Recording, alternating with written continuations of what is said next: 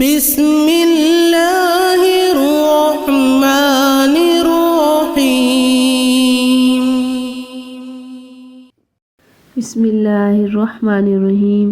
سماعون للکذب، جاسوسی کرنے والے، جھوٹ بولنے کے لیے۔ اکالون للسحت، بڑے حرام کھانے والے۔ اکالون زیادہ کھانے والے، للسحت حرام، بہت زیادہ حرام۔ فَإِن جَاءُوكَ، پس اگر وہ آئے تیرے پاس، فَاحْكُم بَيْنَهُمْ، تو آپ فیصلہ کر دیں ان کے درمیان، او اعرض عنہم، یا اعراض کریں ان سے۔ وَإِن تُعْرِضْ عنہم، اور اگر آپ اعراض کریں گے ان سے، یعنی منہ پھیر لیں گے ان سے، فَلَن يَضُرُّوكَ شَيْئًا، وہ ہرگز نہیں آپ کا کچھ بگاڑ سکتے، شیئا کچھ بھی، وہ ہرگز نہیں آپ کو کچھ ضرر دے سکتے۔ وَإِنْ حَكَمْتَ فَاحْكُمْ بَيْنَهُمْ بِالْقِسْطِ، اور اگر آپ فیصلہ کریں تو فیصلہ کریں ان کے درمیان انصاف سے۔ إِنَّ اللَّهَ يُحِبُّ الْمُقْسِطِينَ، بے شک اللہ تعالیٰ پسند کرتا ہے انصاف کرنے والوں کو۔ یہ آیت اور اس سے پچھلی آیت میں اللہ نے فرمایا کہ اولئک الذین لم یرد اللہ ان یطہر قلوبہم، یہی وہ لوگ ہیں جن کو اللہ نے نہیں چاہا کہ دل پاک کر دے ان کے۔ لم یرد اللہ، نہیں چاہا اللہ نے کہ ان کے دلوں کو پاک کرے۔ ان کے دنیا میں بھی ذلت ہے، فی الدنیا خزی، دنیا میں ذلت ہے، ولہم فی الآخرۃ عذاب عظیم، اور ان کے لیے آخرت میں عذاب ہے بڑا۔ اس سے پچھلی آیت میں حضرت محمد صلی اللہ علیہ وآلہ وسلم کو تسلی دی گئی۔ پہلے منافقین اور یہود کا طرز عمل بیان فرمایا، جس میں چند اعمال خصوصی ذکر کیے گئے، یعنی ہمیشہ جھوٹ بولیں گے اور باطل کی طرف جھکیں گے، اہل حق کے خلاف جاسوسی کریں گے، بد باطل اور شریر جماعتوں کو مدد پہنچائیں گے، ہدایت کی باتوں کو تحریف کر کے بدلیں گے، اپنی خواہش اور مرضی کے خلاف کسی حق بات کو قبول نہیں کریں گے۔ جس قوم میں یہ خصال، یہ خصلتیں پائی جائے، اس کی مثال ایسے مریض کی سمجھو جو نہ دوا استعمال کرے اور نہ ہی مہلک اور مضر چیزوں سے پرہیز کرے،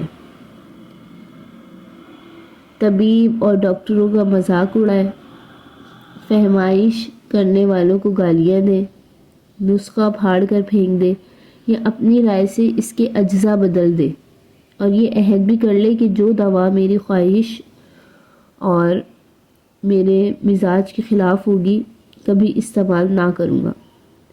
ان حالات کی موجودگی میں کوئی ڈاکٹر یا طبیب، خواہ اس کا باپ ہی کیوں نہ ہو، اگر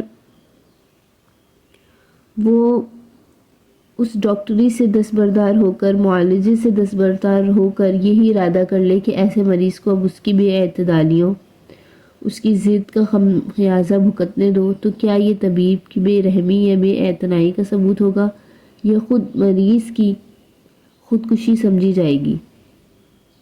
اب اگر مریض اس بیماری سے ہلاک ہو گیا تو طبیب کو الزام نہیں دے سکتے کہ اس نے علاج نہیں کیا، اس کو اچھا تندرست نہیں کیا، بلکہ بیمار خود ملزم ہے کہ اس نے اپنے ہاتھوں سے اپنے آپ کو تباہ کیا، اور طبیب کو موقع نہیں دیا کہ وہ اس کی صحت واپس لانے کی کوشش کرتا۔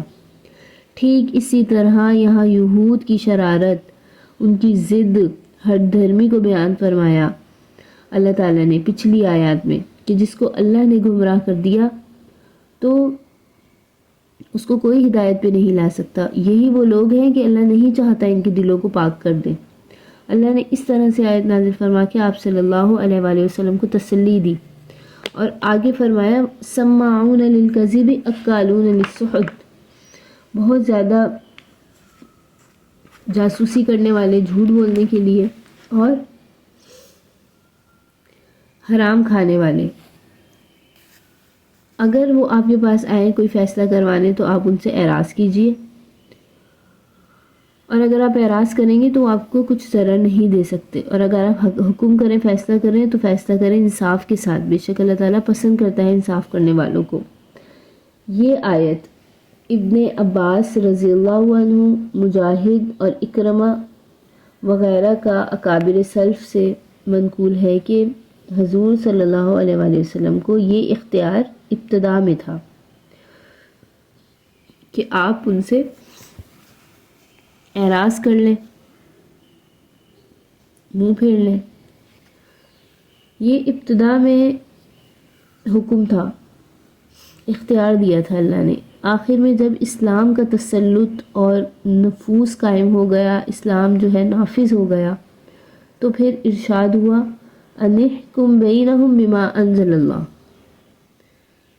یہ ارشاد ہوا کہ ان کے درمیان فیصلے کروائیں جو اللہ نے نازل کیا قانون، یعنی ان کے جو بھی معاملات ہیں، نزاعات کا فیصلہ ہے، قانون شریعت کے موافق کر دیا کریں۔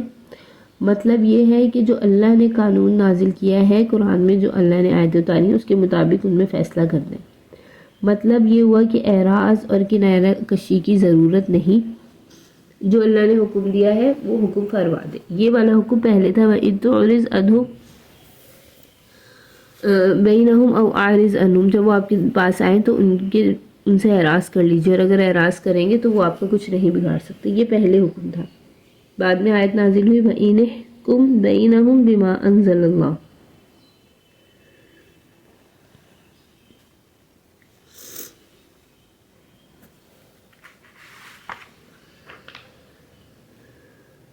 وَكَيْفَ يُحَكِّمُونَكَ وَعِندَهُمُ التَّوْرَاةُ، اور وہ تجھ کو کس طرح منصف بنائیں گے، حاکم بنائیں گے تجھے۔ وَكَيْفَ، اور کیسے، يُحَكِّمُونَكَ، وہ تجھ کو حاکم بنائیں گے۔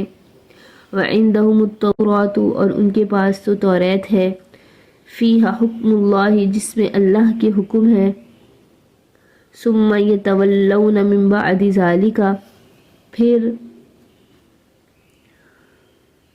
پھر اس کے پیچھے پھر جاتے ہیں وہ اس کے بعد، یعنی آپ سے مسئلہ پوچھنے آتے ہیں، پھر ان کے پاس تو توریت بھی موجود ہے، پھر توریت میں ڈھونڈتے ہیں وہ مسئلہ۔ وَمَا أُولَئِكَ بِالْمُؤْمِنِينَ، اور ہرگز یہ ماننے والے نہیں، یہ ہرگز مومن نہیں۔ اللہ تعالیٰ نے فرمایا کہ وہ تجھ کو کس طرح منصف بنائیں گے، ان کے پاس تو توریت ہے جس میں حکم ہے اللہ کا، پھر اس کے پیچھے پھرے جاتے ہیں اور وہ ہرگز ماننے والے نہیں ہیں۔ مطلب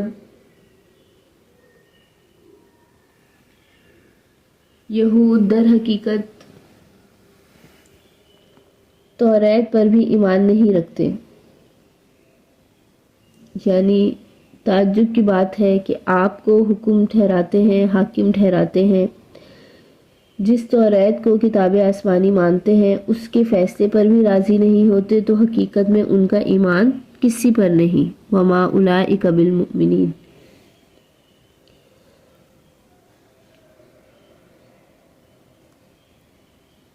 نہ قرآن پر ان کا ایمان، نہ توریت پر۔ اگلے رکوع میں، اس کے بعد رکوع میں توریت اور انجیل کی تعریف فرما کر تنبیہ کی کہ کیسی عمدہ کتاب ہے۔ یہاں رکوع مکمل ہوا۔ اب اس رکوع میں اللہ نے آگے فرمایا اِنَّا أَنزَلْنَا التَّوْرَاةَ فِيهَا هُدًى وَنُورٌ، کہ توریت جو ہم نے نازل کی اس میں ہدایت ہے اور نور ہے۔ یعنی کتنی اللہ نے تعریف کی کہ کیسی عمدہ کتاب ہے، کیسے اس میں علوم ہدایت تھے جن کی ان نالائقوں نے بے قدری کی اور انہیں ایسا ضائع کیا کہ آج اصلی چیز کا پتہ لگانا بھی مشکل ہے۔ آخر اللہ تعالیٰ نے اپنی رحمت کاملہ سے بالکل آخر میں وہ کتاب بھیجی جو ان سب پہلی کتابوں کی محافظ ہے، مصدق ہے، اور ان کے اصلی مطلب کو بتانے والی ہے، اور جس کی ابدی حفاظت کا انتظام اللہ تعالیٰ نے خود اپنے ذمے لیا ہے۔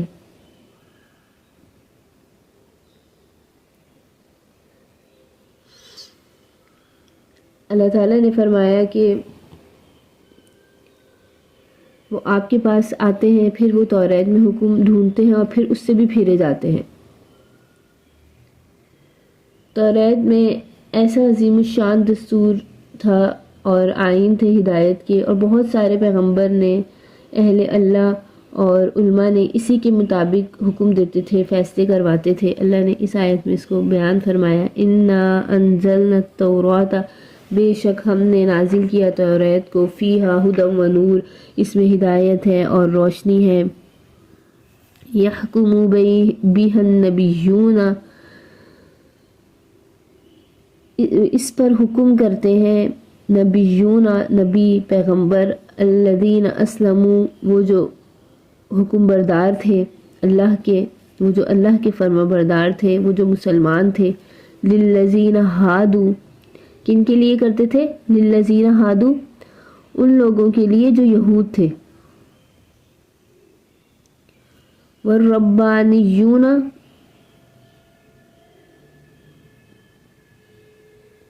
اور ربانیین یعنی درویش لوگ، اللہ والے لوگ، رب والے لوگ، والاحبار اور عالم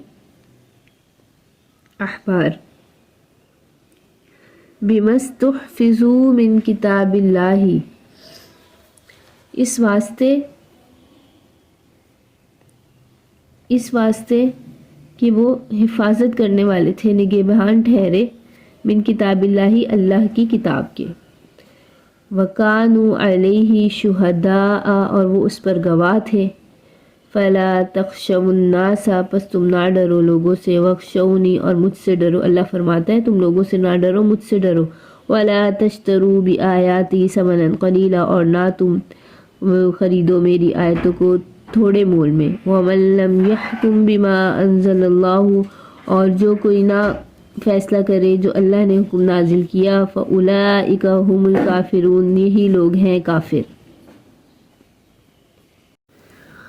اللہ تعالیٰ اس آیت میں فرماتا ہے کہ ہم نے نازل کیا توریت کو، اس میں ہدایت ہے اور نور ہے، اور فیصلہ کرتے ہیں اس کے ذریعے نبی پیغمبر بہت سے جو اللہ کے حکم کے فرما بردار تھے، یہودی لوگوں کے لیے، اور ربانیون یعنی درویش اور عالم، بما استحفظوا من کتاب اللہ جو نگہبان تھے اللہ کی کتاب کے،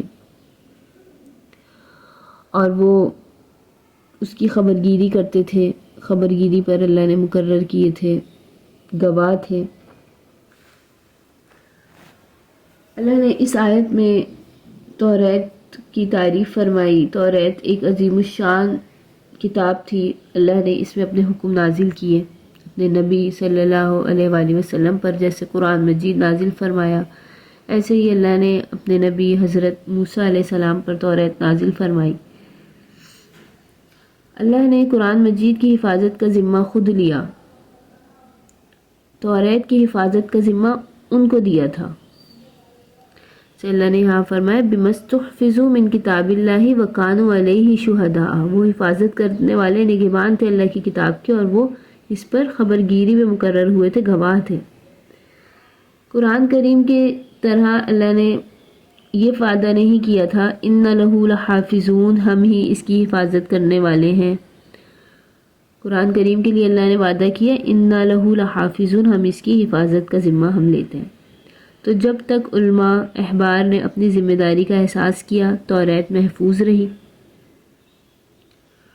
اور جب ایسے برے علماء پیدا ہوئے کہ جنہوں نے اپنے ہاتھوں سے تحریف کی اور اللہ کی کتاب کی تحریف کی، چند مال کی وجہ سے، پیسوں کی وجہ سے اللہ کی آیتوں کو بیچنا شروع کر دیا کہ پیسے لے لیتے اور اسی کے مطابق فیصلے بتا دیتے، اس طرح سے رد و بدل اور تحریف توریت میں شروع کر دی۔ ربانیون کہتے ہیں اللہ کی طرف منسوب، یعنی اللہ والا، رب والا، درویش۔ احبار کہتے ہیں عالم کو، اور جو اللہ والا ہوگا اس کو اللہ کے احکام کا بھی پتہ ہوگا، اور جو عالم ہے وہ اپنے علم پر عمل بھی کرتا ہو، وہ مراد ہے۔ خلاصہ یہ ہوا کہ اس میں شریعت، طریقیت کو بھی بتایا اور واضح کیا، تو اللہ کی احکام کی اطاعت اور فرمانبرداری کرنے کا کہا گیا کہ فلا تخشوا الناس واخشونی، کہ تم اللہ سے ہی ڈرو. اللہ فرماتا ہے تم لوگوں سے نہ ڈرو، تم اللہ ہی سے ڈرو. اللہ نے کتاب اللہ میں تحریف کی ممانعت فرمائی، یعنی لوگوں کو آسمانی کتاب میں تبدیل اور تحریف کرنے سے منع فرمایا. اس کے احکام کو مت چھپاؤ، اللہ کی انتقام سے ڈرتے رہو. توریت کی عظمت، شان، مقبولیت کے بعد یہ خطاب یا تو ان علماء کے گروہ کو ہے، یہودیوں میں جو علماء کے گروہ تھے ان کو ہے جو نزول قرآن کے وقت موجود تھے، کیونکہ انہوں نے حکم رجم سے انکار کر دیا تھا اور نبی کریم صلی اللہ علیہ وسلم کے متعلق پیشن گوئیوں کو چھپاتے تھے اور ان کے معنی میں عجیب طرح کی ہیر پھیر کرتے تھے. یا درمیان میں امت مسلمہ کو نصیحت ہے کہ تم دوسری قوموں کی طرح کسی سے ڈر کر یا مال کی محبت میں پھنس کر اپنی آسمانی کتاب کو ضائع مت کرنا. چنانچہ اس امت نے اللہ کی تعریف کے ساتھ ایک حرف بھی اپنی کتاب کا کم نہیں کیا اور اس میں ہمیشہ کامیاب ہے اور کامیاب رہیں گے، اور اللہ کا وعدہ ہے کہ اِنَّ لَهُ لَحَافِظُونَ، ہم اس کی حفاظت کرنے والے ہیں.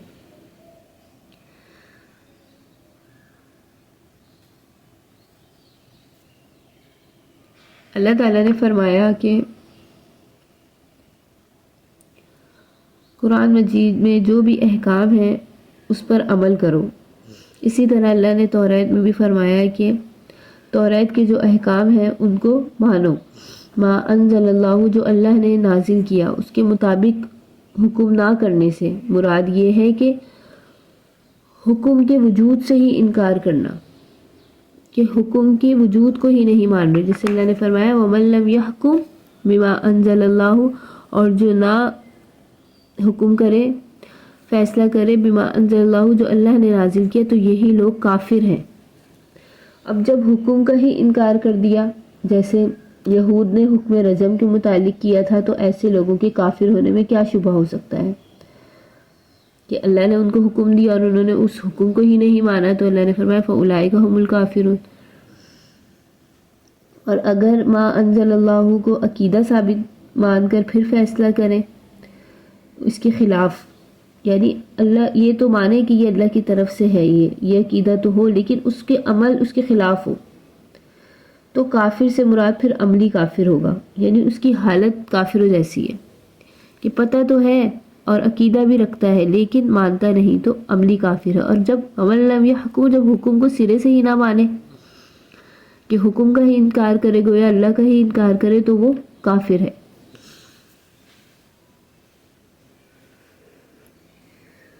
وَكَتَبْنَا عَلَيْهِمْ فِيهَا أَنَّ النَّفْسَ بِالنَّفْسِ، اور ہم نے لکھ دیا ان پر، مقرر فرض کر دیا ان پر کہ جی کے بدلے جی ہے، یعنی نفس کے بدلے نفس. قصاص کا حکم بیان فرما رہا ہے اللہ اس آیت میں. وَالْعَيْنَ بِالْعَيْنِ، اور آنکھ کے بدلے آنکھ ہے. وَالْأَنْفَ بِالْأَنْفِ، اور ناک کے بدلے ناک ہے. وَالْأُذُنَ بِالْأُذُنِ، اور کان کے بدلے کان ہے. وَالسِّنَّ بِالسِّنِّ، اور دانت کے بدلے دانت ہے. وَالْجُرُوحَ قِصَاص، اور زخموں کا بدلہ ان کے برابر ہے.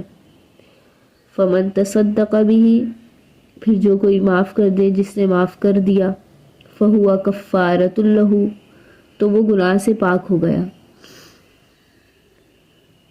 وَمَن لَّمْ يَحْكُم بِمَا أَنزَلَ اللَّهُ، اور جو نہ فیصلہ کرے، حکم نہ کرے اس کے مطابق جو اللہ نے حکم نہ اتارا، یہی آیت. وَمَن لَّمْ يَحْكُم بِمَا أَنزَلَ اللَّهُ وَمَن لَّمْ يَحْكُم بِمَا أَنزَلَ اللَّهُ فَأُولَٰئِكَ هُمُ الظَّالِمُونَ، تو یہی لوگ ہیں جو ظالم ہیں. اللہ نے یہاں کافرون فرمایا، یہاں ظالمون فرمایا. جو حقیقت میں عمل کو ہی، حکم پر ہی عمل نہ کرے اور حکم کو مانے ہی نہ، تو وہ کافر ہیں. اور جو حقیقت میں حکم کو تو مانے لیکن اس پر عمل نہ کرے، تو وہ ظالم ہے.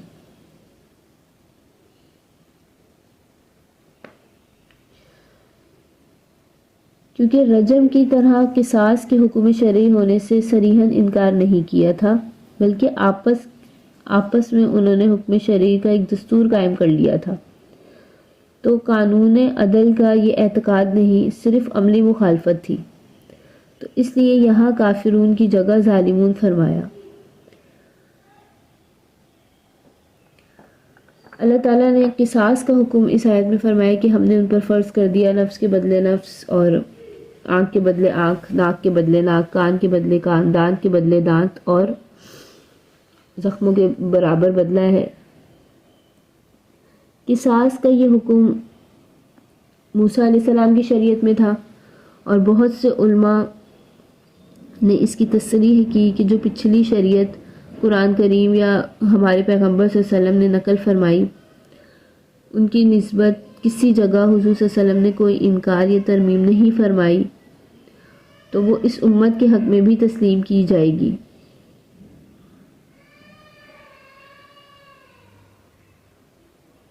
جروح یعنی زخم کی قصاص کو معاف کر دینا، جس کو زخم لگے ہیں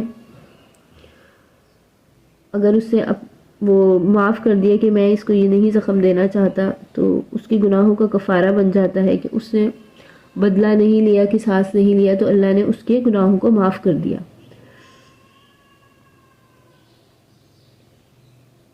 اب یہاں پر بیان ہوا ہے قانون قصاص کی عملی مخالفت، یعنی جو اللہ نے قصاص کا قانون اتارا اس کی انہوں نے عمل اس پر نہیں کیا، عمل اس کے برخلاف تھا۔ یہود نے حکم قصاص کے خلاف بھی تعامل قائم کر لیا تھا۔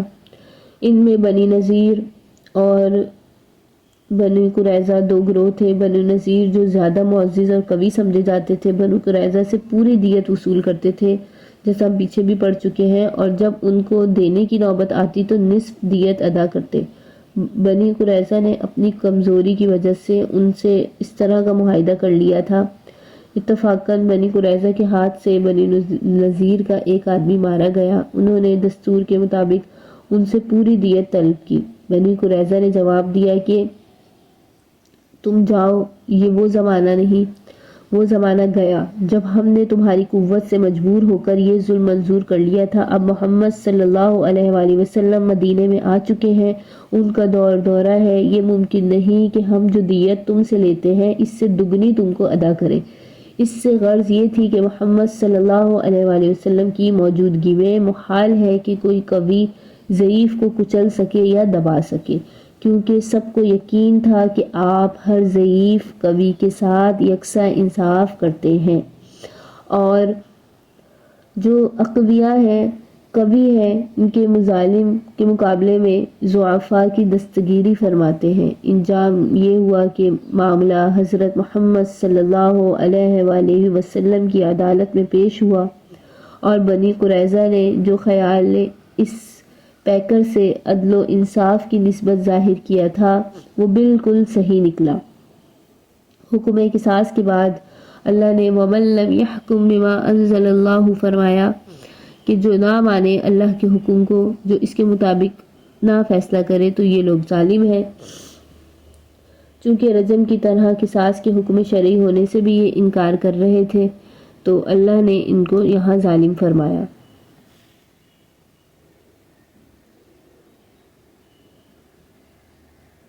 Subscribe Sukuni Kalp.